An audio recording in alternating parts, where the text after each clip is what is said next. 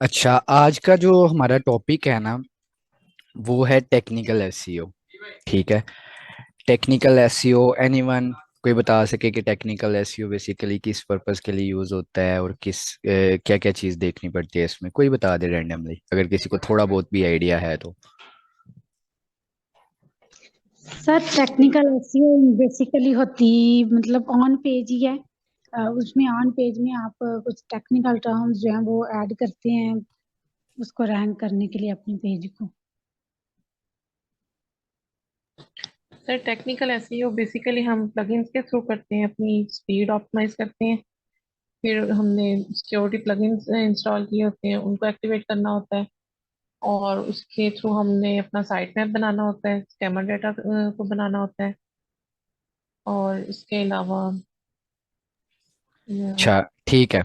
अच्छा, एक ये ब्लॉग है, हम इस ब्लॉग को लेके चलेंगे आज की क्लास में। इसमें बहुत डीप चीजें बताई हुई हैं इन्होंने। ठीक है।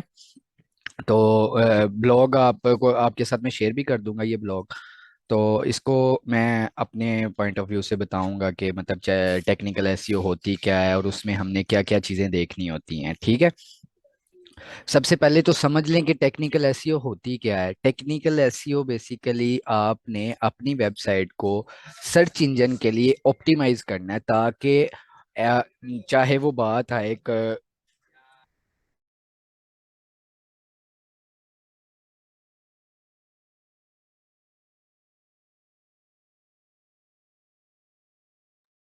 सर आपकी आवाज म्यूट हो गई। हाँ जी। अच्छा, सॉरी, मुझे पता नहीं था माइक म्यूट हो गया हुआ था। अच्छा, तो इसमें टेक्निकल एसईओ बेसिकली होती क्या है? टेक्निकल एसईओ में आपने क्या करना होता है कि आपकी कोई भी वेबसाइट है, आपने उसको सर्च इंजन फ्रेंडली बनाना है। चाहे वो क्रॉलिंग पॉइंट ऑफ व्यू से है, चाहे वो इंडेक्सिंग पॉइंट ऑफ व्यू से है, चाहे वो स्ट्रक्चर पॉइंट ऑफ व्यू से है, चाहे वो आपके URL structure point of view से है। ठीक है। आपने सर्च इंजन के लिए आसान तरीन वेबसाइट रखनी है, ताकि आप जब आपकी वेबसाइट के ऊपर सर्च इंजन आए उन्हें कोई एरर ना मिले। चाहे वो गूगल का सर्च इंजन है, चाहे वो बिंग का सर्च इंजन है, कोई भी सर्च इंजन आ रहा है, उसे कोई एरर ना मिले। ठीक है। तो उस चीज़ को ऑप्टिमाइज करना होता है हमने, क्योंकि गूगल हमेशा उन वेबसाइट्स को रैंक देता है जो यूज़र फ्रेंडली हों, सर्च इंजन फ्रेंडली हों और सर्च इंजन के समझने में इजी हों। ठीक है। तो ये सारी चीजें हम देखेंगे कि इस टेक्निकल एसईओ में क्या क्या आता है। ठीक है। अच्छा, सबसे पहली चीज आ जाती है अपडेट योर पेज एक्सपीरियंस। वो कह रहा है कि अपने पेज एक्सपीरियंस को अपडेट करें। पेज एक्सपीरियंस में क्या आता है? आपके कोर वेब वाइटल्स आते हैं। ठीक है। अब कोर वेब वाइटल्स में क्या चीजें होती हैं? कोर वेब वाइटल्स में हमारे ये चीजें होती हैं: F I D, L C P, C L S. Basically ये होते क्या हैं? ठीक है। Core web vitals basically link है आपकी वेबसाइट के लोड टाइम के साथ, कि आपकी वेबसाइट कितना फास्ट लोड हो रही है, चाहे आपकी वेबसाइट के ऊपर जितने भी रिसोर्सेज हैं वो कितनी जल्दी विजिबल हो रहे हैं, कितना टाइम ले रहे हैं वो विजिबल होने में। ठीक है। एफ आई डी क्या होता है कि फर्स्ट इनपुट डिले, मतलब आपकी जो स्क्रीन के ऊपर फर्स्ट इनपुट आना है, ठीक है, वो कितना डिले ले रहा है। ठीक है। गुड एक्सपीरियंस ये है कि उसके लिए आपका लेस देन 100 मिली सेकेंड हो। ठीक है।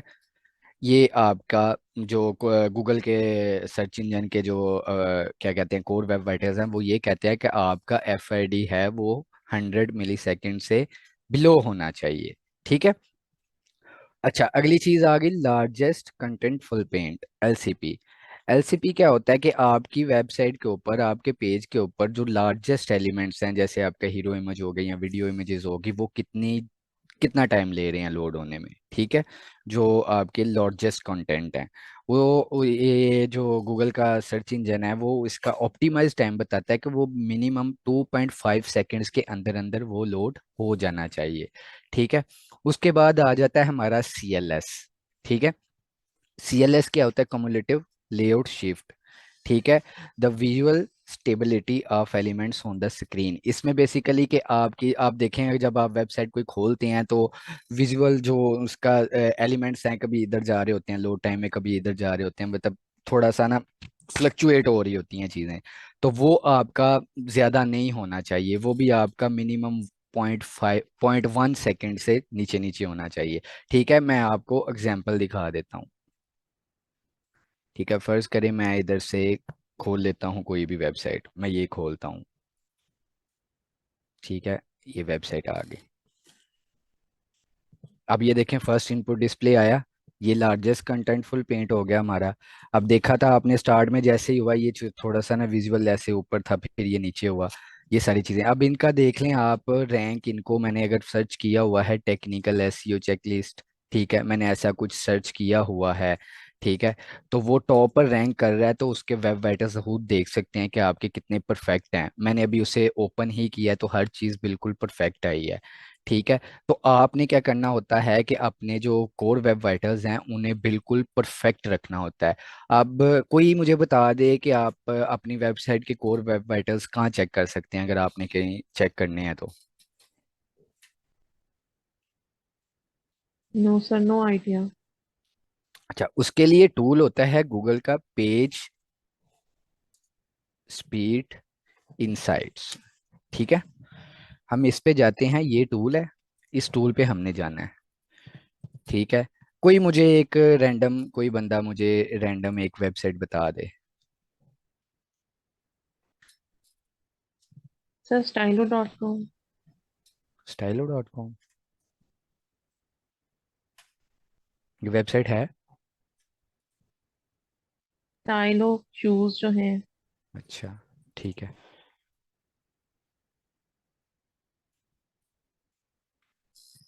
इसी वेबसाइट नहीं मिली बहरहाल उसे कोई। अच्छा, मैं इधर से यही वेबसाइट, हम जिसको ओपन किया है हम उसको ही देख लेते हैं, इस वेब पेज को देख लेते हैं। ठीक है, ये वाला पेज है, हम इसे ओपन कर लेते हैं। ठीक है, ये वाला पेज ही ले लेते हैं हम।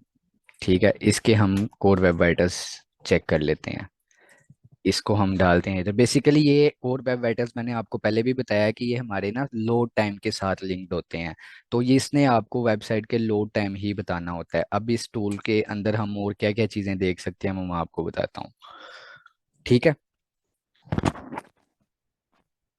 अब देखें इसने ये सारे रिजल्ट दिखा दिए कि मोबाइल पे आपकी वेबसाइट इस तरह है, जो आपके वेबसाइट के जो रिजल्ट्स हैं वो मोबाइल पे ये वाले हैं, और डेस्कटॉप पे ये वाले हैं। ठीक है, इसमें ये देखें एलसीपी ये पड़ा है, एफआईडी ये पड़ा है, क्यूमुलेटिव लेआउट शिफ्ट ये पड़ा है। ठीक है, तो आप देख सकते हैं कि इस वेबसाइट का देखें 4.5 4.6 सेकंड गया हुआ, लेकिन मैं ये रिकमेंड कितना बताया था, 2.5 सेकंड, यहाँ तक होना चाहिए। ठीक है, और ये देखें फर्स्ट इनपुट डिले। ठीक है, डिले ये मैंने कितना बताया था कि 100 ms होना चाहिए, तो इनका बिल्कुल परफेक्ट है फर्स्ट इनपुट डिले जो 50 है। ठीक है, ये आपका जो ग्रीन लाइन है इसके अंदर अंदर होना चाहिए। सीएलएस देख लें तो सीएलएस भी आपका, इनका देखें 0.18 गया हुआ है, लेकिन मैंने कितना बताया हुआ है कि लेस देन 0.1, ये 0.18 पे गया हुआ है। ठीक है, तो ये चीज़ें अब नीचे ये सारी आपकी परफॉर्मेंस आ जाती है। ठीक है, ये उसने मजीद बताया हुआ है कि जो ये आपका क्या कहते हैं एफसीपी क्या है, उसके बाद ये एलसीपी क्या है, सीएलएस क्या है, ये सारी उन्होंने डिटेल बताई हुई है। इधर ही आपको उन्होंने आपकी वेबसाइट का लोड टाइम भी बताया होगा।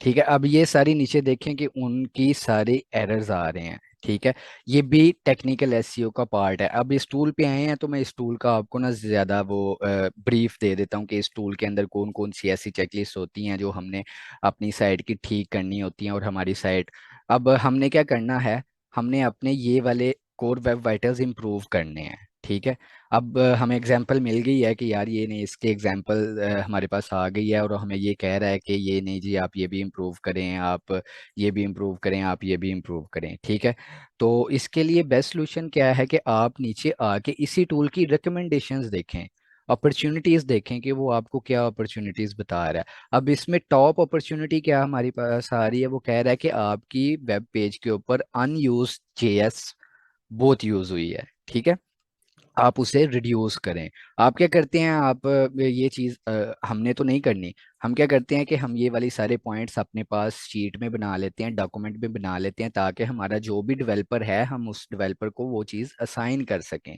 ठीक है, हम उसे बता सकें कि यार ये देखें ये एरर है, हमें इसे ये ठीक करने हैं। ठीक है। अब अनयूज जावास्क्रिप्ट है, जिसकी वजह से हमारा क्या हो रहा है कि लोड टाइम, वेबसाइट का ये जो कोर वेब वाइटर्स हैं वो हर्ट हो रहे हैं। हमें इसे रिड्यूस करना है। अपनी वेबसाइट के ऊपर देखना है कोई भी हमारी ऐसी जे फाइल्स ना हो जो किसी यूज में ही नहीं आ रही। ठीक है। अगला ही वो रिकमेंडेशन क्या दे रहा है कि एलिमिनेट रेंडर ब्लॉकिंग रिसोर्सेज। ठीक है।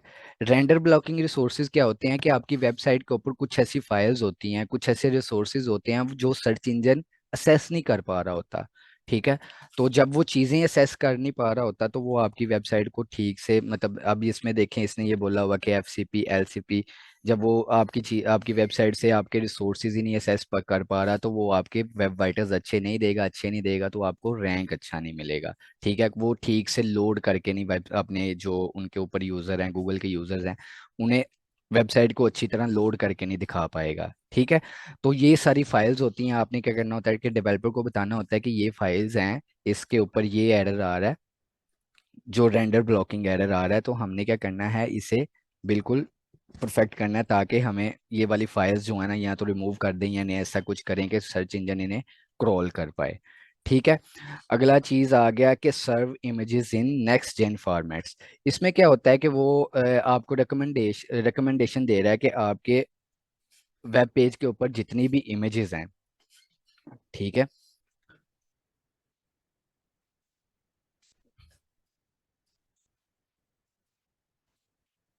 किधर गया, हाँ ये, आपकी वेबसाइट के अंदर जितनी भी इमेजेस हैं ना, आप उन इमेजेस को एक अच्छे फॉर्मेट के अंदर यूज करें। अब अच्छे फॉर्मेट में क्या है कि जो फॉर्मेट सर्च इंजन फ्रेंडली हो। ठीक है। फ्रेंडली क्या है कि मैं ज़्यादा रिकमेंड करता हूँ कि आप वेब पेज फॉर्मेट यूज़ कर लें। ठीक है। वेब पेज फॉर्मेट जो होता है ना, इमेज का नाम डॉट वेब पेज। ठीक है। और उसे ऑप्टिमाइज रखें। आपका भी इमेज का साइज कभी भी जो है ना वो 100 KB से ज्यादा ना जाए, एमबीज में तो जाए ही ना। ठीक है। आपकी इमेजेस का साइज हमेशा केबीज में रहना चाहिए। ठीक है। उसके बाद ये इनकोड इमेजेस आ गया, एफिशिएंटली इनकोड इमेजेस, इसमें ये क्या कह रहा है इसमें देख लेते हैं। ये वही चीज़ आ गई है। ठीक है। कि optimise images load faster and consume less cellular data. मतलब वही कह रहा है कि आपकी वेबसाइट के ऊपर इमेजेस हैं जो वो ठीक से लोड नहीं हो पा रही। ठीक है। तो लोड आपने करने के लिए कि अच्छे इमेजेस जो हैं आपकी वेबसाइट के ऊपर अच्छी तरह लोड हों, उसके लिए क्या है कि आप उसके लिए फॉर्मेट एक अच्छा, सर्च इंजन आपको फ्रेंडली फॉर्मेट है वो मैंने बता दिया कि वेब पेज है, आप वेब पेज यूज़ कर लें। ठीक है। तो उसका साइज आपने ऑप्टिमाइज रखना है, इमेजेस कंप्रेस्ड होनी चाहिए। ठीक है। अगली रिकमेंडेशन पढ़ लेते हैं हम कि रिड्यूस्ड अनयूज सीएसएस। आपकी वेब पेज के ऊपर सीएसएस भी होती है तो वो आपने वो भी रिड्यूस करनी होती है, जैसे मैंने ऊपर बताया कि उसने बोला हुआ है कि आप रिड्यूस अनयूज जेएस। आज इसी तरह हमारी वेबसाइट्स पे ये बता रहे हैं कि मतलब आपकी वेबसाइट के ऊपर बहुत सारी अनयूज कितनी अ, इतने परसेंट आपकी वेबसाइट के ऊपर ये नीचे वो फाइल्स बता देता है कि यहाँ पे आपकी जो क्या कहते हैं सीएसएस पड़ी हुई है इन इन पेजेस पे फलां फलां जगह, उसे आप रिड्यूस करें। आपने क्या करना होता है, डेवलपर को बोल देना होता है कि ये देखें जी, ये मेरे जो मैंने पेज स्पीड इनसाइड से टेस्ट किया है तो वहाँ पे मुझे ये एरर मिल रहे हैं। तो आप क्या करें कि आप अपनी वेबसाइट पे जाके देखें कहाँ कहाँ पे ऐसी सीएसएस पड़ी हुई है जिनका कोई यूज ही नहीं है, तो आप उसे रिमूव कर दें। ठीक है।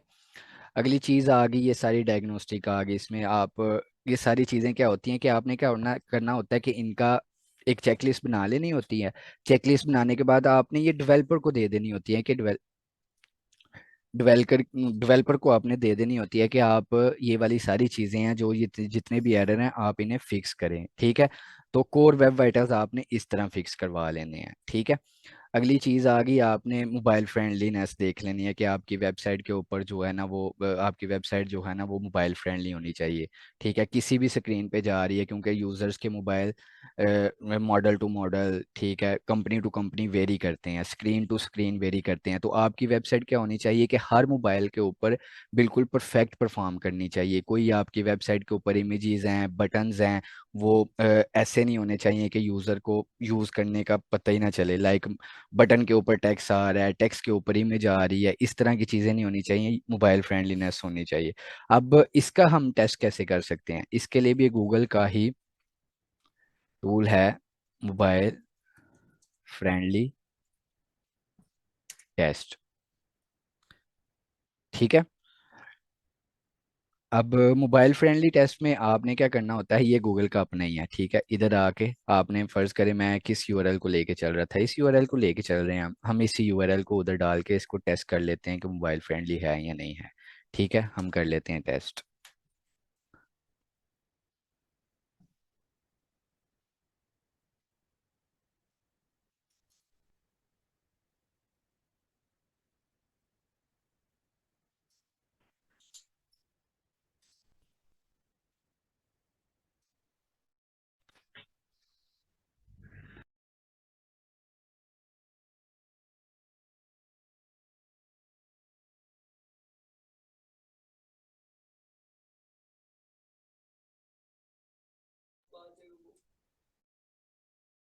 सर एक क्वेश्चन है। सर जी ये जो जी हम शीट बनाएंगे, ये जी जो जी हम शीट बनाएंगे, जी जी। सर ये सारे एरर्स जो हैं ये डेवलपर ही क्लियर करेगा? हाँ, ये डेवलपर पॉइंट ऑफ व्यू से, डेवलपर साइड से आपने देखने होते हैं, क्योंकि ये ऐसे एरर्स होते हैं कि ये डेवलपमेंट टीम ही फिक्स कर सकती है।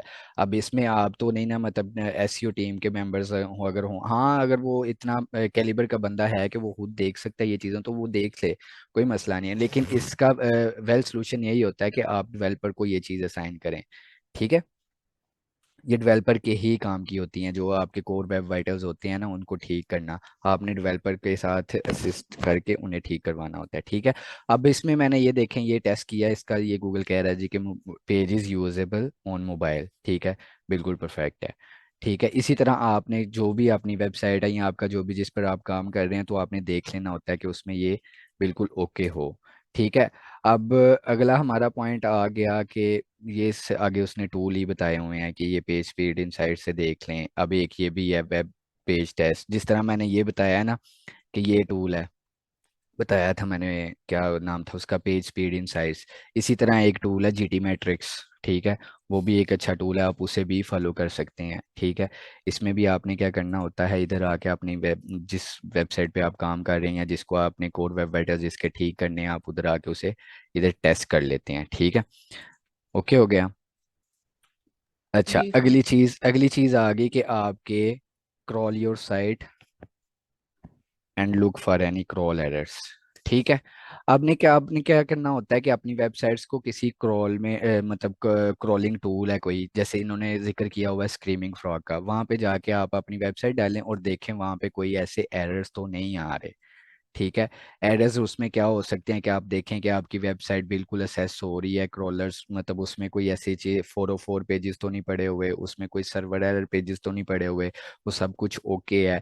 और कोई उसमें अभी बेसिकली ये स्क्रीमिंग फ्रॉग है ना जो टूल, ये टूल किसके लिए यूज होता है, आप इसके ऊपर अपनी टेक्निकल एसईओ की भी चेकलिस्ट देख सकते हैं, आप इसके ऊपर ऑन पेज एसईओ की चेकलिस्ट भी देख सकते हैं। वो किस तरह देख सकते हैं, आपने क्या करना होता है कि मैं आपको टूल बता देता हूँ, ये टूल है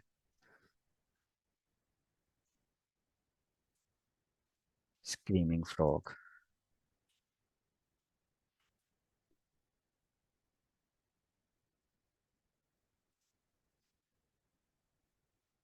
ठीक है, स्क्रीमिंग फ्रॉग में भी जैसे ये टूल्स मैंने आपको दो बताए हैं कि आप उधर जाके अपनी वेबसाइट का यूआरएल डालते हैं, इसमें भी आपने क्या करना होता है कि अपनी वेबसाइट का जाके यूआरएल डालना होता है और उसे स्कैन कर देना होता है।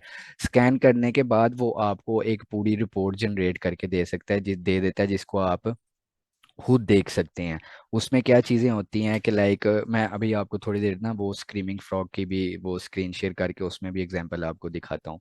ठीक है, उसमें आप क्या देख सकते हैं, अपनी वेबसाइट के इंटरनल हेल्थ देख सकते हैं, कि मतलब आपकी वेबसाइट के इंटरनल मामलात कैसे हैं, लाइक उसके लिंक्स कैसे हैं, यूआरएल स्ट्रक्चर कैसा है, कोई वेबसाइट को मतलब कोई ऐसा लिंक तो नहीं पड़ा हुआ जिसको गूगल क्रॉल ही नहीं कर पा रहा। ठीक है, उसको गूगल की तरफ से उसे ब्लॉक किया हुआ है हमने, या कोई ऐसा सीन हुआ है, वो सारी रीजंस आपको बता देता है। आपको एक्सटर्नल मामलात बता देता है, एक्सटर्नल मामलात क्या, आपकी वेबसाइट्स के जो वेबसाइट के अंदर से दूसरी वेबसाइट्स को लिंक जा रहे हैं, सिक्योरिटी थ्रेट्स होते हैं अगर कुछ, तो वो आपको बता देता है। रिस्पॉन्स कोड्स बता देता है, रिस्पॉन्स कोड्स में क्या होता है कि आपके कोई पे 404 पेजेस तो नहीं पड़े हुए, कोई आपके सर्वर एरर पेजेस तो नहीं पड़े हुए। ठीक है, आपको फिर ऑन पेज वाली चीज़ें भी ये सारी बताना शुरू कर देता है, लाइक उसमें पेज टाइटल, मेटा डिस्क्रिप्शन, जैसे मैंने आपको लास्ट लेक्चर में बताया था कि H1 कैसी हैं, उसकी कंटेंट कैसा है, कैनोनिकल टैग्स कैसे हैं। ठीक है, ये सारी चीज़ें बता रहता है। तो इसमें आपने क्या करना होता है कि आप किसी टूल के ऊपर अपनी वेबसाइट की क्रॉलिंग चेक कर लें कि कोई ऐसा पेज सर्च इंजन की तरफ से ब्लॉक तो नहीं है। लाइक हमने ब्लॉक तो नहीं किया हुआ कि सर्च इंजन उसे क्रॉल ही ना करे। ठीक है, ये आपने देख लेना होता है। सॉरी। अच्छा, उसके बाद आ जाते हैं कि अब वो कह रहा है कि आप fix broken internal and outbound links. ठीक है। अब स्क्रीमिंग फ्रॉग पे आपने वेबसाइट डाली, वहाँ पे जाके आपने देखा जी कि आपको क्या मिले, कि आपको 404 पेजेस मिल रहे हैं। रिस्पॉन्स कोड्स में जाना है आपने, ठीक है, उधर देखना है कि कोई 404 पेज तो नहीं पड़ा हुआ। उसे आपने, ये ब्रोकन इंटरनल आउटबाउंड लिंक्स वही चीज़ है कि आपके कोई ब्रोकन से मुराद ये है कि कोई 404 पेज तो नहीं पड़ा हुआ। ठीक है। अगर पड़ा हुआ है तो आपने उसे कैसे फिर कैसे फिक्स करना है। फिक्स करने के ये नीचे उसने ना तरीके बताए हुए हैं। ठीक है, ये सारे तरीके। अब इसमें सबसे पहले तरीका वो क्या कह रहा है कि आप देखें कि कोई ऐसा 404 पेज आ रहा है, तो आप देखें कि अगर इस पेज को मैं किसी ऐसे पेज पे रीडायरेक्ट कर दूं जो इसके रेलिवेंट कोई पेज मेरा ऑलरेडी लाइव है। ठीक है, आप देखें उसको कि हाँ यार ये वाला पेज अच्छा इस रेलिवेंट लग रहा है, तो मैं इसको यहाँ पे रीडायरेक्ट करवा देती हूँ। ठीक है, ये करवा देता हूँ। तो आपने ये सारी चीज़ देख लेनी होती है। ठीक है। उसके बाद अगर आपने देखना है कि ऑरफन पेजेस में क्या होता है कि आप, मैंने आपको लास्ट लेक्चर में भी बताया था कि ऑरफन पेजेस क्या होते हैं कि कोई ऐसा पेज ना हो आपकी वेबसाइट के ऊपर कि जिसको दूसरी किसी भी पेज से लिंक ना मिल रहा हो। ठीक है। अब अगली चीज़ वो क्या कह रहा है कि internal linking structure that is too deep. वही चीज़ जो मैंने लास्ट लेक्चर में बताई थी आपको कि आपने जो इंटरनल लिंकिंग है वो अपनी ऐसी रखनी है कि कोई आपकी वेबसाइट के ऊपर ऐसा पेज ना बचे जो किसी को किसी से लिंक ना मिल रहा हो। ठीक है, ये सारी चीज़ आ गई। 1 मिनट में मीटिंग एंड हो रही है, ठीक है, फिर उसके बाद दोबारा करते हैं। फिर मैं इधर से ही स्टार्ट करता हूँ।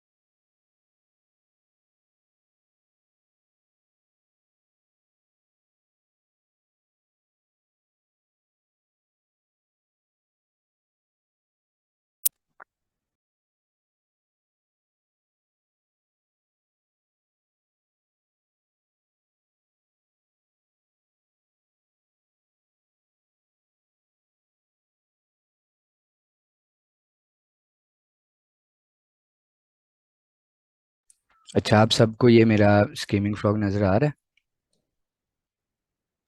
जी सर। हाँ ठीक है, मैं यहाँ से स्टार्ट करूँगा और आपको यूआरएल डाल के और इधर मैं बता दूंगा। सबको कन्फ्यूजन हो रही होगी कि स्ट्रीमिंग फ्रॉग पे हम कैसे देखेंगे, ये चीज़ें किस तरह करेंगे। ठीक है, तो मीटिंग ख़त्म होती है तो फिर मैं इसे दोबारा करता हूँ।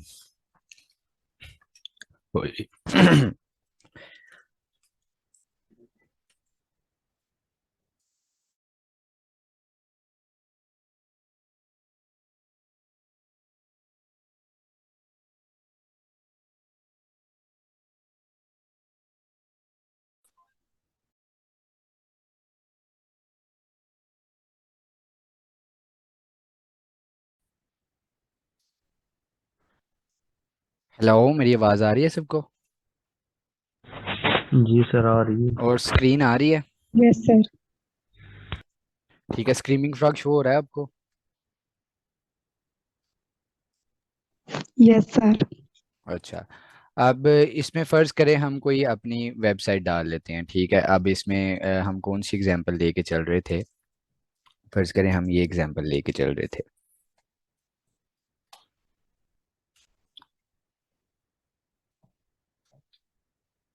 ठीक है, ये एग्जांपल लेके चल रहे थे, हम इसे स्क्रीमिंग फ्रॉग पे डाल देते हैं। ठीक है, अब हम इसे क्या करते हैं, स्कैन करते हैं। ठीक है, ये स्कैनिंग करा स्टार्ट कर देगा। जैसे ही वो क्रॉल करता है उतनी देर तक हम अपना अगले पॉइंट देखते हैं। ठीक है, अब इसमें मैंने आपको बता दिया कि उसने बोला है कि आपने ब्रोकन इंटरनल और आउटबाउंड लिंक्स आपने फिक्स कर लेने हैं। आपकी वेबसाइट के ऊपर कोई ऐसे इंटरनल लिंक ना हो जो ब्रोक हो। ठीक है, पेजेस ना कोई ऐसे हों जो ब्रोक कर रहे हों। ठीक है, वो सारी चीज़ें आपने देख लेनी है। अब अगला पॉइंट आ गया हमारे पास, वो कह रहा है कि get rid of any duplicate और थिन कंटेंट। ठीक है, जैसे मैंने आपको लास्ट टाइम बताया था कि हमारी वेबसाइट के ऊपर डुप्लीकेट कंटेंट ना हो। टेक्निकल पॉइंट ऑफ व्यू से हमने उसे कैसे देखना होता है कि हमारे एक पेज के 2 वेरिएंट्स तो नहीं पड़े हुए, 3 वेरिएंट्स तो नहीं पड़े हुए। फर्ज करें अब ये यूआरएल है। ठीक है, ये वाला यूआरएल है, इसके ना टोटल 4 वेरिएंट होते हैं। ठीक है, उसमें से 3 वेरिएंट्स को आपको फाइनल एक वेरिएंट के ऊपर रीडायरेक्ट करना होता है। ठीक है, वेरिएंट क्या होते हैं? एक वेरिएंट हो गया हमारे पास HTTPS www निकाल के, ये वेरिएंट हो गया। ठीक है, एक वेरिएंट क्या हो गया हमारे पास, यहाँ से S हटा देंगे, एक ये वेरिएंट हो गया। ठीक है, एक वेरिएंट हमारे पास क्या आ गया, ये S लगा रहने या S नहीं लगाएंगे साथ, और यहाँ पे www डॉट ये आ गया। ठीक है, टोटल हमारे पास कितने आ गए? 4 वेरिएंट, जैसे इसने ये इधर बताए हुए हैं, HTTPS www.abc.com, HTTPS abc.com, ये 4 वेरिएंट बताए हुए हैं। इसमें भी बेसिकली डुप्लीकेशन आ जाती है जब आप क्या करते हैं कि यूआरएल को ठीक तरह रीडायरेक्ट नहीं करते। अब फर्ज करें मैं इसकी एग्जांपल ले लेता हूँ, इसकी रीडायरेक्शन इस बारे में कैसी है। मैंने क्या किया, HTTP डबल स्लैश और आगे उसका सारा यूआरएल डाल दिया, मैं इसे सर्च करता हूँ। ठीक है, सर्च करने के बाद देखें यूआरएल चेंज हो गया। ठीक है, बिल्कुल परफेक्टली चेंज हो गया। किस लिए? उसने भी इसलिए किया हुआ है कि ताकि डुप्लीकेशन ना आए, आपके सारे वेरिएंट्स जो हैं एक पेज के वो सिर्फ एक पेज पे ही रिडायरेक्ट हो रहे हों। ठीक है, सबसे पहला सोल्यूशन तो ये होता है इसका। ठीक है, उसके बाद आपने डुप्लीकेट कंटेंट से कैसे बचना होता है। ठीक है, डुप्लीकेट से कंटेंट से बचने के लिए मैंने आपको लास्ट टाइम भी कैनोनिकल बताया था, जैसे कैनोनिकल टैग आप लगा सकते हैं। ठीक है, आप नो इंडेक्स टैग लगा सकते हैं। इसमें ये क्या कह रहा है, setting up 301 redirect to the primary variant of the page, वही चीज़ आगे जो मैंने बताई है कि ये वाले जो इसका प्राइमरी वेरिएंट है उसके ऊपर आपने रीडायरेक्ट लगा दिया। ठीक है, उसके बाद वो कह रहा है कि इम्प्लीमेंटिंग अ नो इंडेक्स और canonical tags on duplicated pages. ठीक है, मतलब वो कह रहा है कि आपके जो पेजेस हैं अगर कोई ऐसे के जो डुप्लीकेट पड़े हुए हैं, आप उन पेजेस को क्या करें, या तो उन्हें नो इंडेक्स का टैग दे दें ताकि एक सर्च इंजन उन्हें क्रॉल ही ना कर सके, इंडेक्स ही ना कर सके, आपका वो इंडेक्सिंग का मसला ही ना आए। ठीक है, दूसरा ऑप्शन क्या है कि आप सर्च इंजन को बता दें कि इसका ओरिजिनल पेज कौन सा है, उसको कैनोनिकल टैग लगा के। ठीक है, कि ये डुप्लीकेट पेज है, इसका ओरिजिनल पेज ये पड़ा हुआ है, ओरिजिनल पेज आप कैनोनिकल टैग के अंदर दे दें। ठीक है, उसके बाद setting the preferred domain in the search console, उसके अंदर इसके बाद आप सर्च कंसोल आ जाता है, सर्च कंसोल के अंदर जाके आप अपना जो अपनी है ना वो प्रेफर्ड डोमेन कर सकते हैं। लाइक अगर आप चाहते हैं कि यार ये डुप्लीकेट पेज है, मैं इसे सर्च कंसोल के जाके रिमूव कर देता हूँ, आप उधर से आप रिमूव कर दें। ठीक है, बेसिकली जो सबसे बेस्ट टेक्निक्स हैं ये दो ऊपर वाली हैं, इन्हीं को हमने फॉलो करना होता है, आप इन्हें देख लें। ठीक है, उसके बाद वो कह रहा है कि migrate your site to HTTPS protocol. ठीक है, वही चीज़ मैं ये जो हम दिखा रहे थे कि ये जो HTTPS प्रोटोकॉल है ना, इस पे माइग्रेट करें। कि आपने कोशिश करनी है, ये नहीं कि आपने सारे वेरिएंट HTTP वाले वेरिएंट पे रीडायरेक्ट कर देती हैं, नहीं। आपने कोशिश करनी है कि आपने ये सारे वेरिएंट्स जो हैं HTTPS पे करने हैं। क्यों? क्योंकि ये प्रोटोकॉल गूगल की नज़र में सिक्योर प्रोटोकॉल है। ठीक है, ये चीज़ वो इधर बता रहा होगा। ठीक है, तो आपने क्या करना है, कोशिश करनी है कि आपकी इस वेबसाइट के जितने भी वेरिएंट्स हैं वो HTTPS वाले प्रोटोकॉल पे माइग्रेट हो रहे हों। ठीक है, अगली चीज़ क्या आ गई कि make sure your URLs have a clean structure. ठीक है, अब आपके यूरल्स का स्ट्रक्चर क्लीन होना चाहिए। अब इसी को मैं देख लेता हूँ, फर्ज करें। ठीक है, इसने क्या किया कि आपकी डोमेन आ गई, डोमेन के बाद इसने बताया कि ये बिजनेस है, बिजनेस के बाद इसने बताया इस सर्च है, सर्च के बाद उसने टेक्निकल। अब इसका यूआरएल ही देखने से बता रहा है कि ये बिजनेस में कोई गया है, बिजनेस में जाके उसने सर्च किया है टेक्निकल। ठीक है, आपके यूआरएल का स्ट्रक्चर ऐसा होना चाहिए जो यूजर फ्रेंडली हो।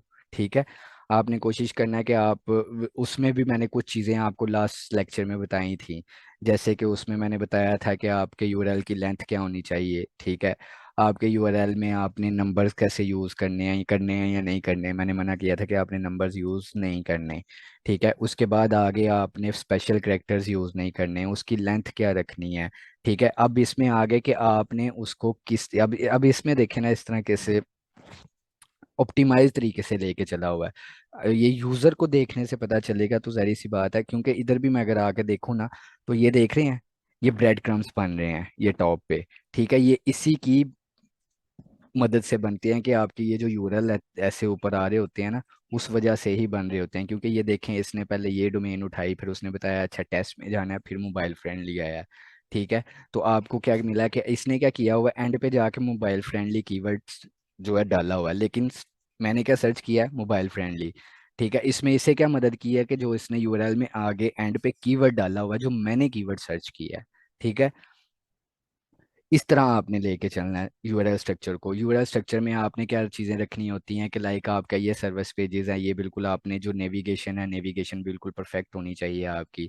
ठीक है, कौन सा पेज कहाँ पे जा रहा है आपको पता होना चाहिए, सर्च इंजन को भी पता होना चाहिए। ठीक है, ये नहीं कि आप इधर पेड सर्च लिखा हुआ है लेकिन आपको इसे लेके किधर जा रहे हैं, अमेजोन एडवर्टाइजिंग पे। ठीक है, जो चीज़ लिखी हुई है आपने गलत गाइड नहीं करना, जिसके ऊपर लिंक लगा हुआ है आपने वही रखना है। ठीक है, यूआरएल स्ट्रक्चर आपने बिल्कुल परफेक्ट रखना है।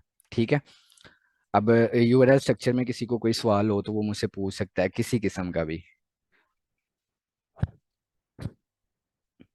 ठीक है,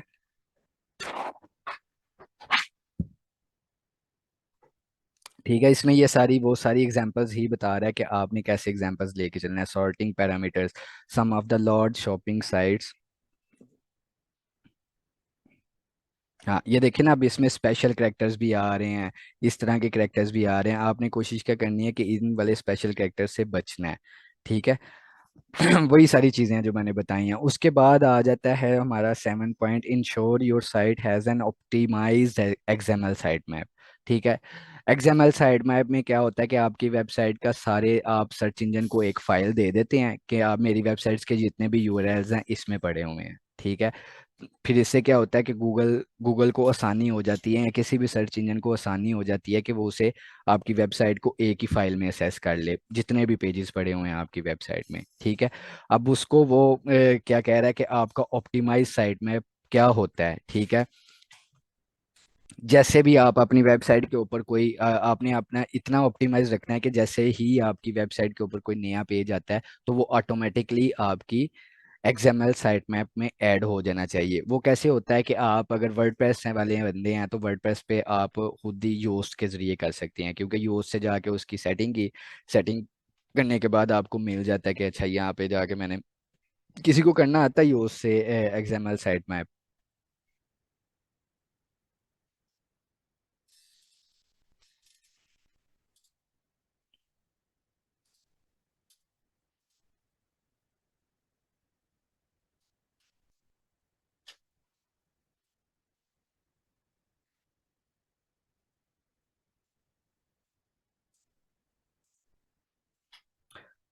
अच्छा, आपने क्या करना होता है कि आपने अपने एक्सएमएल साइट मैप को इतना अपडेट रखना होता है कि जैसे ही आपकी वेबसाइट के ऊपर कोई ब्लॉग पोस्ट आती है, कोई प्रोडक्ट पेज आता है, कोई नया पेज आता है, आपके वेबसाइट के साइट मैप के फाइल में ऑटोमेटिकली वो ऐड हो जाए। ठीक है, ये आपने ऑप्टिमाइज रखना होता है। उसमें आपने देखना होता है कि जो आपका कोई यूआरएल मिस तो नहीं है, कोई इंपॉर्टेंट पेज आपने के जो अपने साइड मैप में रखना था लेकिन आपने नहीं रखा हुआ, वो सारी चीज़ें आपने देखनी होती हैं।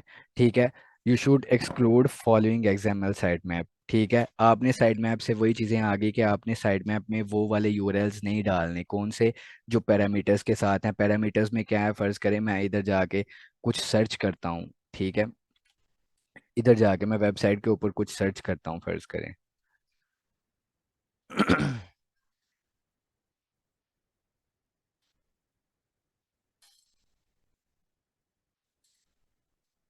इधर मैं सर्च करता हूँ लोकेशंस, फर्ज करें मैं ये सर्च कर लेता हूँ। अब ये देखें, एक स्पेशल कैरेक्टर्स इसने हुड डाल दिए हैं, पैरामीटर्स हुड डाल दिए हैं। आपने कोशिश करना है कि आपकी वेबसाइट में इस तरह के यूआरएल्स ना हो।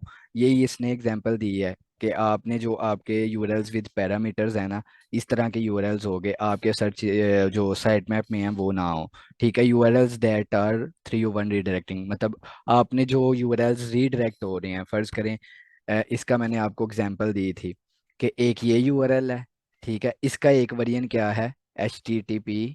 इसको मैं हटा देता हूँ इधर से, मैं www भी हटा देता हूँ और मैं इसको एंटर करता हूँ। ठीक है, अब मैंने हटा के जो यूआरएल डाला था ना, आपने कोशिश करना है कि वो यूआरएल क्या हो रहा है, रीडायरेक्ट हो रहा है इस यूआरएल पे।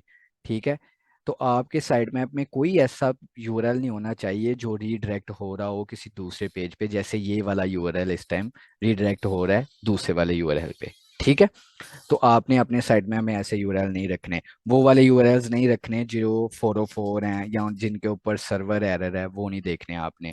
ठीक है, उसके बाद आ गया डुप्लीकेट कंटेंट। आपने डुप्लीकेट कंटेंट के कैनोनिकल टैग लगा हुआ है, यहाँ आपको लगता है कि यार ये पेज है जो ये डुप्लीकेट है, इसके ऊपर डुप्लीकेटेड कंटेंट पड़ा हुआ है, मैंने इसे नो इंडेक्स पे रखा हुआ, मैंने इसे साइट मैप में नहीं रखना। ठीक है,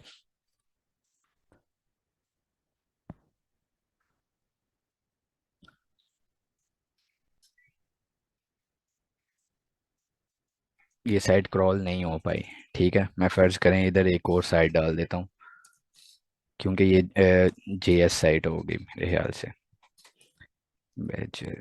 greenwhite.com। ये हम एक एग्जांपल ले लेते हैं।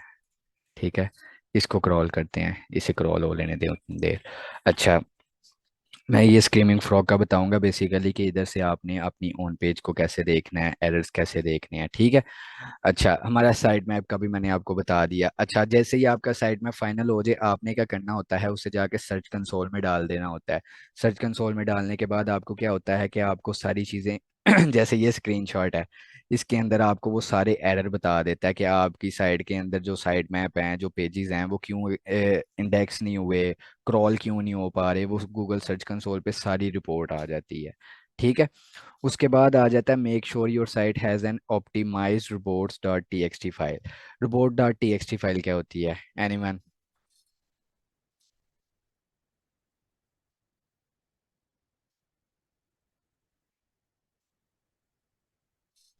कोई है, कोई मुझे बता दे कि रिपोर्ट डॉट टी फाइल क्या होती है।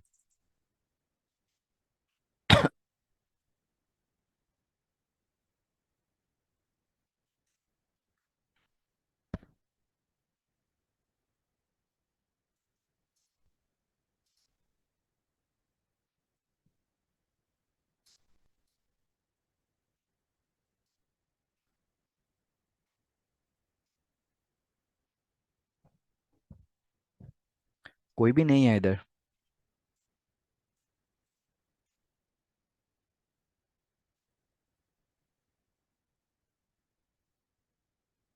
या मुझे आवाज़ नहीं आ रही?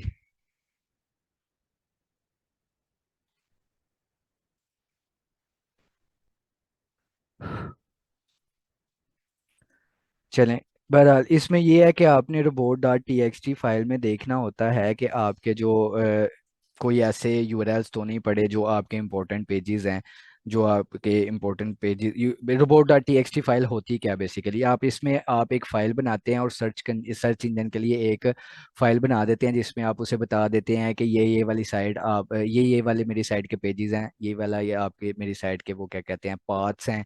इन पाथ्स को आपने क्रॉल करना है, इन पाथ्स को आपने क्रॉल नहीं करना। बेसिकली आप चाहते हैं कि मैं अगर कोई ऐसे पेजेस हैं जिन्हें मैं अपनी वेबसाइट पे टोटली ब्लॉक करना चाहता हूँ, लाइक के अगर क्रॉल सर्च इंजन आता है, वो क्रॉल कर रहा है तो वो उसे क्रॉल ही ना कर पाए, उसके लिए क्या होता है कि आप robot dot T file use कर लेते हो। फर्ज करें उसने एग्जांपल दी हुई है कि टेम्परेरी फाइल्स हैं, अगर कुछ ऐसी फाइल्स हैं जो टेम्परेरी कोई महदूद मुद्दत तक के लिए आपकी वेबसाइट पे रहनी है, तो आप क्या करते हैं, उसको इंडेक्स नहीं करना चाहते हो, आप उसे क्या करते हैं, आप अपनी रिपोर्ट डॉट टी फाइल में डाल देते हैं। मैं आपको एग्जांपल दे देता हूँ। ठीक है, अब इसकी हम रिपोर्ट डॉट टी फाइल देख लेते हैं। ये मैंने आपको एक एक्सटेंशन बताई थी लास्ट टाइम भी। ठीक है, अब इसकी देखें, ये report dot T x T है। इसमें इसने बताया हुआ है कि ये वाले पेजेस आप अलो करें। बेसिकली जिसको इसने अलो करना है उसमें उसने अलो कर दिया हुआ है, जिसको उसने ब्लॉक करना है, जैसे उसने एडमिन वाले पेजेस ब्लॉक किए हुए हैं, उसने ये बिन वाले पेजेस, कैशे वाले पेजेस ब्लॉक किए हुए हैं, प्लगइन्स वाले पेजेस बहुत ब्लॉक किए हुए हैं। ठीक है। जहाँ जहाँ पे डिसअलो आ रहा होगा वो क्या होगा, वो आपके पेजेस ब्लॉक हो गए हैं। फर्ज करें आप भी चाहते हैं कि मेरी साइट के ऊपर टैग वाले पेजेस बहुत हैं, मेरी साइट के ऊपर डुप्लीकेट कंटेंट बहुत आ रहा है, तो अगर वो किसी तरह भी फिक्स नहीं हो रहा तो वो क्या करते हैं, आप इस तरह ही आके आप यहाँ पे डिसअलो करा देते हैं, उसे ब्लॉक करा देते हैं, ताकि सर्च इंजन उसे क्रॉल ही ना कर पाए। ठीक है। उसके बाद हमारा आ गया ऐड स्ट्रक्चर डाटा। ठीक है। स्ट्रक्चर डाटा में हमारे पास क्या होता है कि स्ट्रक्चर डाटा हम अपने गूगल सर्च कंसोल, जो हमारा गूगल सर्च इंजन होता है, उसे हम अपने पेज की एक इंफॉर्मेशन बता देते हैं कि ये पेज के मतलब किसके रिलेटेड है ये पेज। ठीक है। वो सर्च इंजन में आप स्कीमा मार्कअप होता है, उसमें ये सारी कोड की पड़ी होती है, schema.org। ठीक है।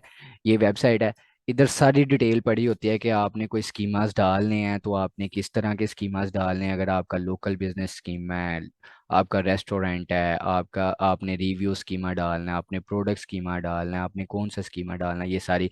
फ़र्ज़ करें मैं आपको लोकल बिजनेस बता देता हूँ। ठीक है।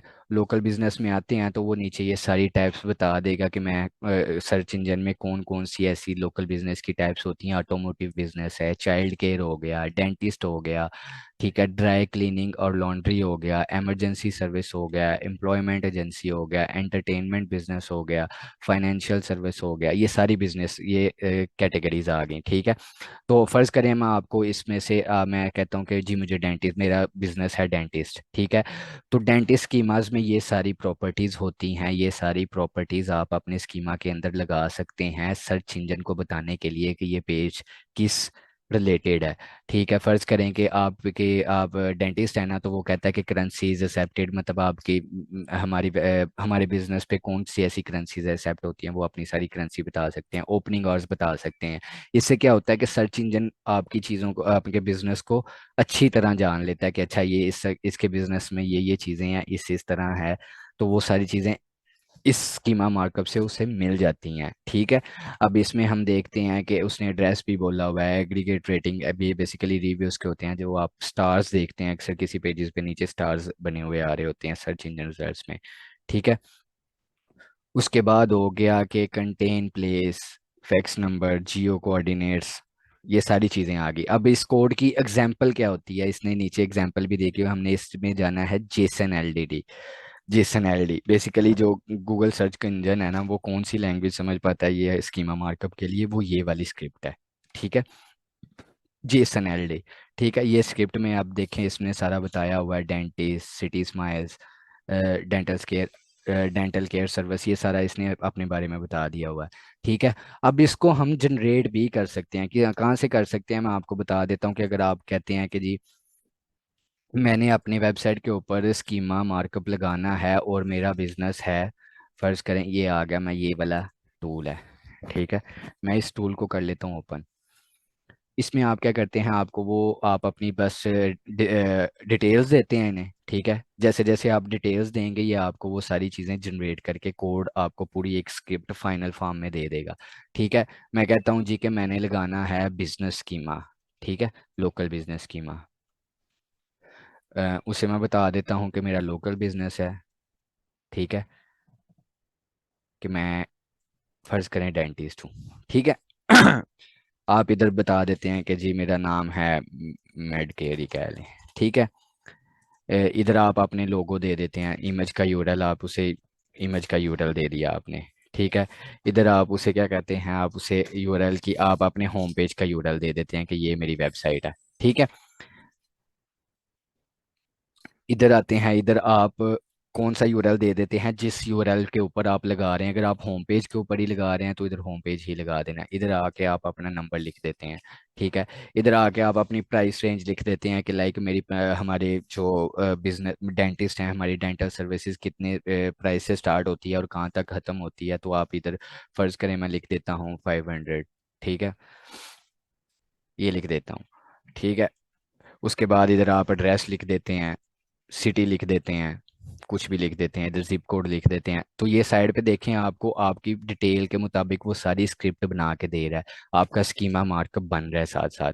ठीक है, आप क्या करते हैं, ये वाला सारा स्कीमा इधर से कॉपी करते हैं, ठीक है, अपने डॉक्यूमेंट फाइल में बना लेते हैं, और डॉक्यूमेंट फाइल में बना के उसे क्या कहते हैं, आप डेवलपर को सेंड कर देते हैं कि आप इसे अपनी वेबसाइट के कोड के अंदर डाल दें। ठीक है, बैकएंड पे जो सोर्स कोड है, आपने इस सोर्स कोड के अंदर ये वाला कोड डाल देना है। ठीक है, जैसे ही वो कोड डाल देगा तो ये हमारा स्कीमा मार्कअप जो है ना वो सक्सेसफुली लग जाएगा।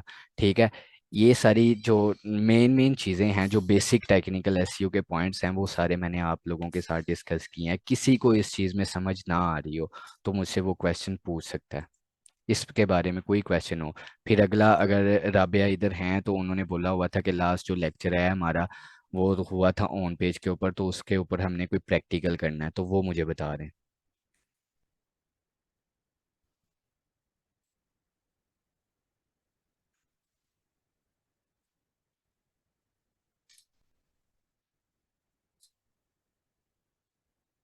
जी, किसी को कोई क्वेश्चन हो इसमें?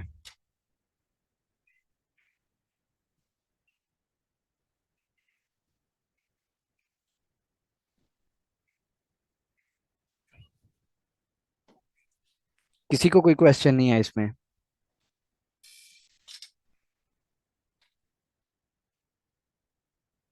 हेलो? हेलो?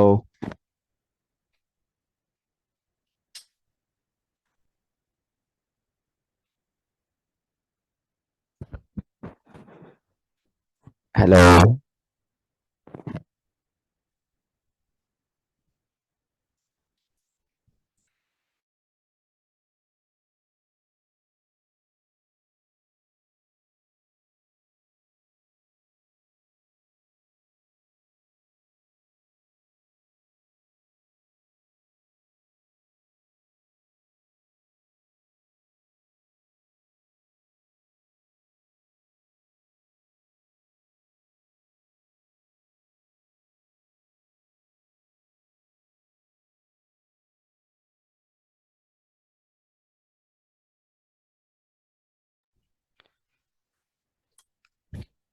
अगर मेरी आवाज़ नहीं आ पा रही किसी को तो मुझे बता दे, मेरी आवाज़ आ रही है सबको?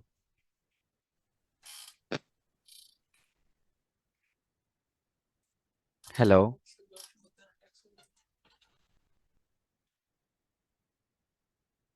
हेलो?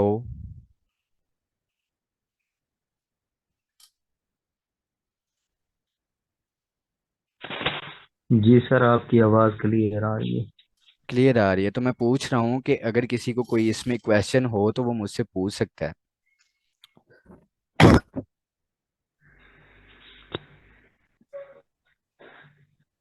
सर काइंड ये स्कीमा के बारे में क्वेश्चन है कि स्कीमा कोड जब लगाएंगे तो हम्म। ये मतलब वेबसाइट पे वहाँ पे ये चीज़ शो हो जाएगी फिर उससे। हाँ, आपने क्या करना है कि आपने डेवलपर को, अगर आप डेवलपर के साथ नहीं है, लिंक नहीं है, आपने क्या करना होता है, अगर वर्डप्रेस साइट है तो वर्डप्रेस के लिए आपके पास प्लगइन्स भी बहुत होते हैं, कि आप जैसे आप अगर आपने सर्च कंसोल इंटीग्रेट करना है, वहाँ पे आप कोड डालते हैं, वहाँ पे डाल सकते हैं। कोई प्लगइन ऐसा हो, जैसे वो प्लगइन है हेडर फुटर स्क्रिप्ट वाला, वो प्लगइन के जरिए कर सकते हैं।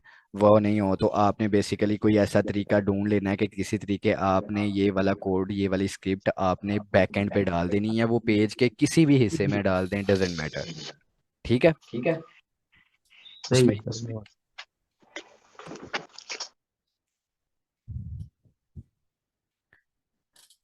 उसमें करना क्या होता है कि बस आपने ये नहीं करना कि आपने फर्ज करें किसी एक सिंगल पेज के लिए बनाया है। ठीक है, आप चाहते हैं कि ये मेरा किसी एक सिंगल पेज के पे ऊपर ही ये स्कीमा लगे, तो आपने ये नहीं करना कि आप हेडर में ये स्कीमा कोड डाल दें, क्योंकि जब आप हेडर में डालेंगे तो वो ऑटोमेटिकली वेबसाइट के हर पेज पे डाल जाएगा। तो आपने क्या कोशिश करना है, फिर उसको हेडर के बाहर डालना है। ठीक है, अगर आपने किसी सिंगल पेज के लिए करना है। ठीक है, बाकी अदरवाइज आप किसी भी जगह पे ये डाल सकते हैं। Right sir. अच्छा, इसके अलावा किसी को कोई क्वेश्चन हो?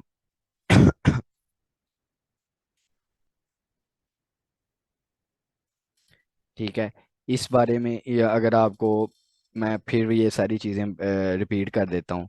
पेज स्पीड इन साइट्स में आपको कोर वेब वाइटर्स में कोई इशू हो, किसी को कोई क्वेश्चन हो, मोबाइल फ्रेंडली में, सेफ ब्राउजिंग में, H T T P S security में, या ये सारे जितने भी वेब वाइटर्स हैं ये क्या होते हैं, इसको कैसे देख रहे हैं या क्या करना है, किसी को कोई क्वेश्चन हो?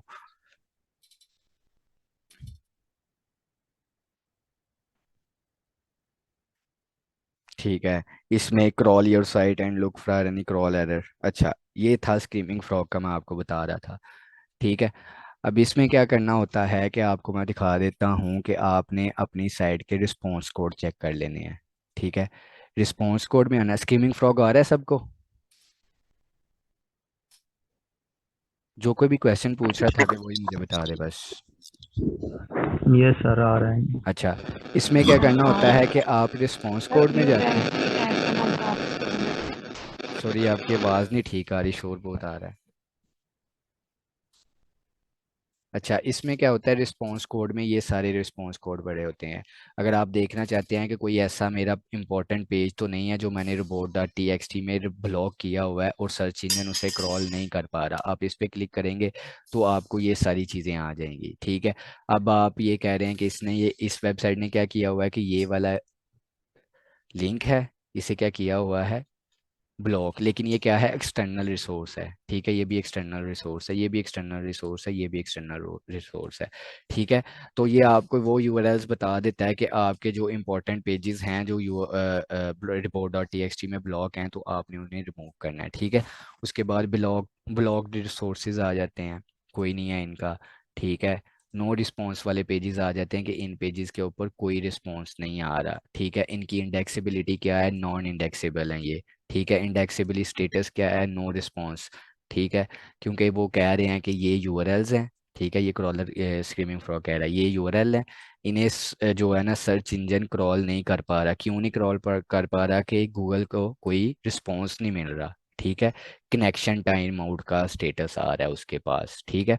तो आपने देखना है कि अगर तो ये मेरे यूआरएल्स इंपॉर्टेंट है, इनमें से कोई ऐसा यूआरएल है जो मैं चाहता भी हूँ कि इंडेक्स हो और वो इंपॉर्टेंट है और उससे मैंने रैंक करवाना है, तो आप उसे फिक्स करवाएं। वो कैसे फिक्स करवा सकते हैं, आप डेवलपर को बोलें कि यार ये पेज है, इसके ऊपर ये वाला एरर आ रहा है, कनेक्शन टाइम आउट का एरर आ रहा है, नो रिस्पॉन्स का एरर आ रहा है, आप इसे फिक्स करें। ठीक है।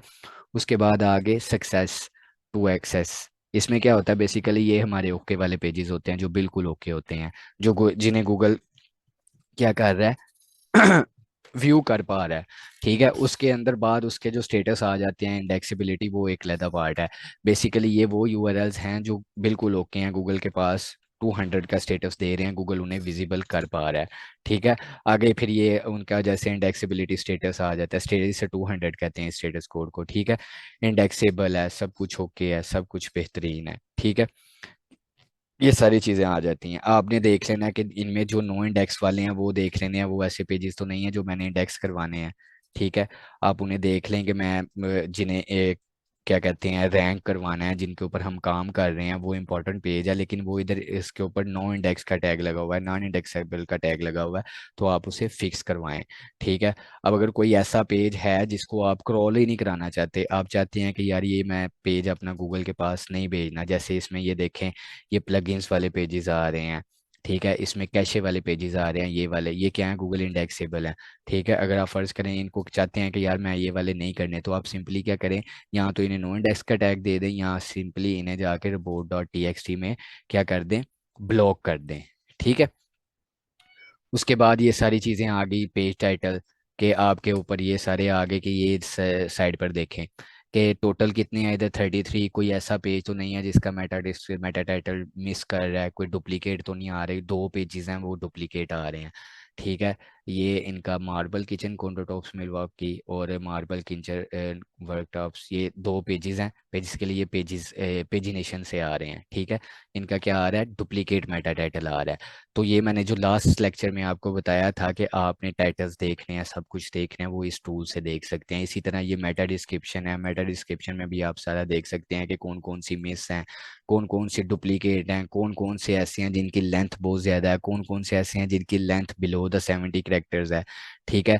उसी तरह आप H1 को भी देख सकते हैं, H2 को भी देख सकते हैं। कंटेंट के अंदर आप वो सारे देख सकते हैं जो एग्जैक्ट डुप्लीकेट पेजेस हैं सारे कंटेंट के अंदर, ठीक है। नियर डुप्लीकेटेड पेजेस हैं, वो सारी चीज़ें आप देख सकते हैं। इमेजेस में आप इस इधर क्या देख सकते हैं कि इमेज कोई ऐसी तो नहीं है आपकी जिसका 100 KB से ऊपर साइज जा रहा है, ठीक है। कोई ऐसी इमेज तो नहीं है जिसका आल टेक्स्ट मिसिंग जा रहा है। उसके बाद कनोनिकल वाले आ गए, तो उसमें आपने देख लेना है कि कोई ऐसे पेजेस तो नहीं है जिनका कनोनिकल टैग नहीं लगा हुआ, ठीक है। इसमें 2 पेजेस हैं जिस पे ऊपर कनोनिकल टैग नहीं लगा हुआ। आपने देख लेना है कि यार इसके ऊपर मैंने लगाना है या नहीं लगाना, ज़रूरी है तो लगा दें, अगर नहीं कोई डुप्लीकेशन का मसला आ रहा है या आपको डुप्लीकेशन का डर लग रहा है तो आप क्या करें, इसे कनोनिकल का टैग लगा दें, ठीक है।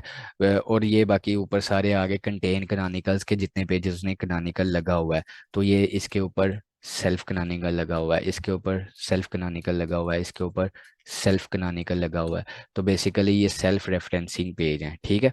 उसके बाद आपकी पेजिनेशन के कोई इश्यूज आते हैं, ये सारी चीज़ें उसमें इसी में आपको देखने को मिल जाएंगी स्कीमिंग फ्रॉग में, ठीक है। तो स्क्रीमिंग फ्रॉग को आपने इस तरह लेके चलना होता है कि मैं अगर स्क्रीमिंग फ्रॉग को भी बोले कि आपने स्क्रीमिंग फ्रॉग के अंदर अपना वेबसाइट का ऑडिट करना है, तो वो सारी चीज़ें आपको आपने सिंपली आगे यूआरएल डालना है और इधर आपको सारी आपको ये चीज़ें बता देगा कि आपके, अभी इसमें देखें जो मैंने आपको सिक्योरिटी के बताए थे कि HTTP को HTTPS पे आपने लेके जाना है। अब HTTP वाला यूआरएल कौन सा, 0 है, बिल्कुल परफेक्ट है। उसने भी क्या किया हुआ है, अपने सारे यूआरएल कौन से वेरिएंट पे लेके हुआ है, कौन से वेरिएंट पे माइग्रेट किए हुए हैं, HTTPS वाले पे, ठीक है। तो इनका भी ये बिल्कुल ओके है। उसके बाद ये रिस्पॉन्स कोड से आगे इसमें आपको 404 कहाँ मिलेंगे, ये वाले, कि वेबसाइट के ऊपर कोई 404 पेज तो नहीं पड़े हुए। अगर तो इस वेबसाइट के ऊपर कोई नहीं पड़ा हुआ, अगर पड़ा होता तो यहाँ पे सारे 404 आ जाने थे। उन्हें क्या करना था, फिक्स करना था। फिक्स कैसे करना था कि आपने एक एक पेज देखना था और उसे उसके रेलिवेंट पेज पे रीडायरेक्ट कर देना था, ठीक है। अगर सर्वर साइड के एरर्स हैं इसमें देखें, ये हैं, ये कहाँ से जा रहे हैं कि आपकी वेबसाइट से कोई एक्सटर्नल लिंक जा रहे हैं, लेकिन वो क्या है सर्वर एरर दे रहे हैं उनका, ठीक है। उनकी तरफ से आपने क्या करना है कि आपने अपनी वेबसाइट के ऊपर, क्योंकि ये आपकी वेबसाइट के ऊपर मैंने जैसे उस चेकलिस्ट में बताया कि उसमें आपने देखना है कि कोई ब्रोकन इंटरनल लिंक ना हो और कोई ब्रोकन आउटबाउंड लिंक ना हो। आउटबाउंड लिंक क्या होता है कि जो आपकी वेबसाइट से दूसरी वेबसाइट पे जा रहा है, ठीक है। तो आपके इसने इसमें बताया कि ये 2 पेजेस हैं जो आपकी वेबसाइट के ऊपर लिंक लगे हुए हैं, लेकिन ये सर्वर एरर की तरह से ब्रोकन पेजेस हैं। तो आपने क्या करना है कि इनको रिमूव कर दें या फिर आपको लगा ही रहना देना है, तो आप जो भी जिसके लिए भी आपने अपनी इस वेबसाइट पे लगाया हुआ है उनसे कांटेक्ट करें कि यार ये आपकी वेबसाइट नहीं चल रही, हमने लिंक लगाया हुआ है, इसे ठीक कर लें, नहीं तो उसे लिंक को रिमूव कर दें, ठीक है। तो स्क्रीमिंग फ्रॉग में किसी को कोई क्वेश्चन हो?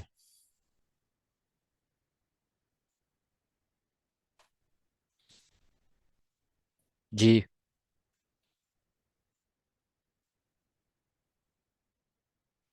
एनीवन?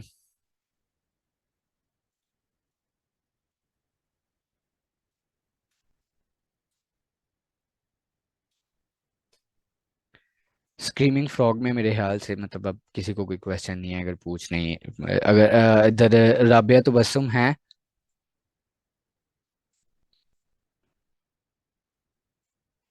नहीं है। राबिया आप इधर ही हैं? अगर इधर हैं तो फिर हम वो जो आपने रिक्वेस्ट की हुई थी कि हमने ऑन पेज का करना है कोई प्रैक्टिकल, तो वो हम अभी कर सकते हैं।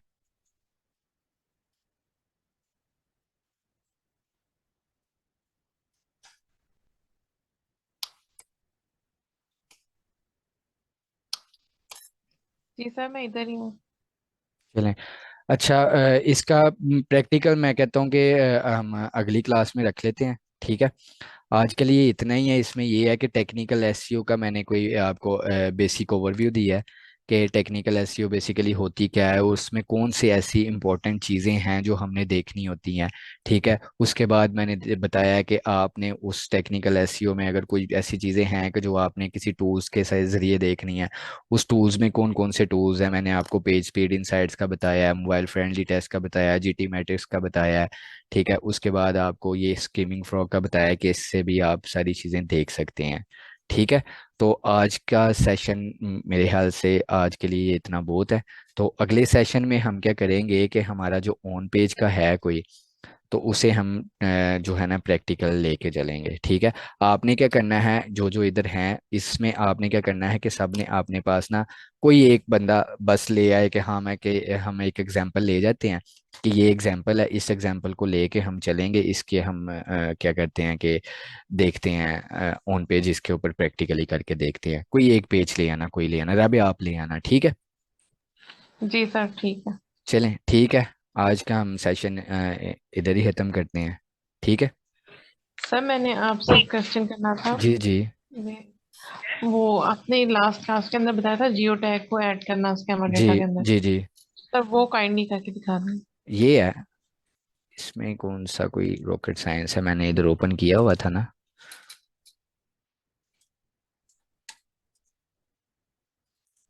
चलें जी, ये है। ठीक है, इधर क्या करना है, जियो टैग, ये आ गया लैटिट्यूड, ये आ गया लॉन्गिट्यूड।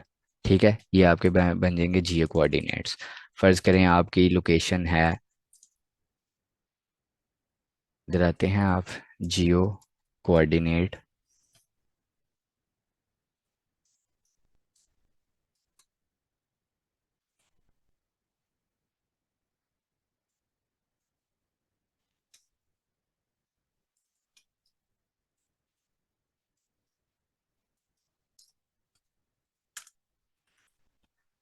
ठीक है, इधर आप आ जाते हैं, फर्ज करें इधर मैं आके अपनी देता हूँ,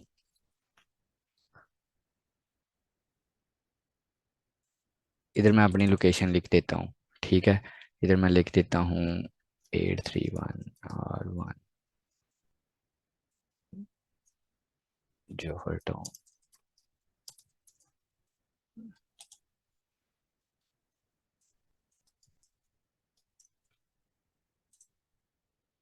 ठीक है, इधर आपको ये लैटिट्यूड दे देगा, ये लॉन्गिट्यूड दे देगा। ठीक है, इधर से आपने ये लैटिट्यूड कॉपी करना है, इसके इधर स्कीमा में आ जाना है, इधर आपने ये लैटिट्यूड रख देना है।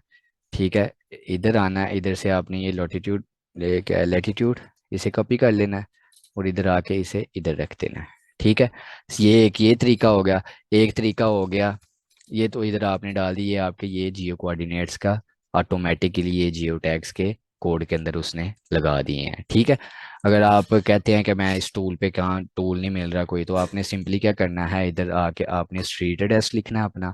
जैसे स्ट्रीट वन फर्ज करें स्ट्रीट एड्रेस ये है, सिटी क्या है, लाहौर। ठीक है, इधर मैं साथ में लिख देता हूँ जौहर टाउन। ठीक है, जिप कोड इधर मैं फर्ज करें कि अपना जिप कोड लिख लेता हूँ जौहर टाउन, जिप कोड। ठीक है, ये जिप कोड आ गया, इसे मैं आके इधर डाल देता हूँ। ठीक है, ये आ गया। कंट्री कौन सी है, इधर आपके आप कंट्री सेलेक्ट कर लें कि मेरी कंट्री है जी पाकिस्तान, ये कर लिया। स्टेट कौन सी है, नहीं आ रहा, इधर आके आप ऐसे करेंगे, ये सारा एड्रेस डाल दिया, एड्रेस के बाद आप इधर गेट करेंगे, ये आपको ऑटोमेटिकली इधर जनरेट करके दे देगा और ऑटोमेटिकली इसमें आ जाएंगे। ठीक है, जी सर थैंक यू। हम्म, अच्छा, इसके अलावा किसी को कोई क्वेश्चन हो?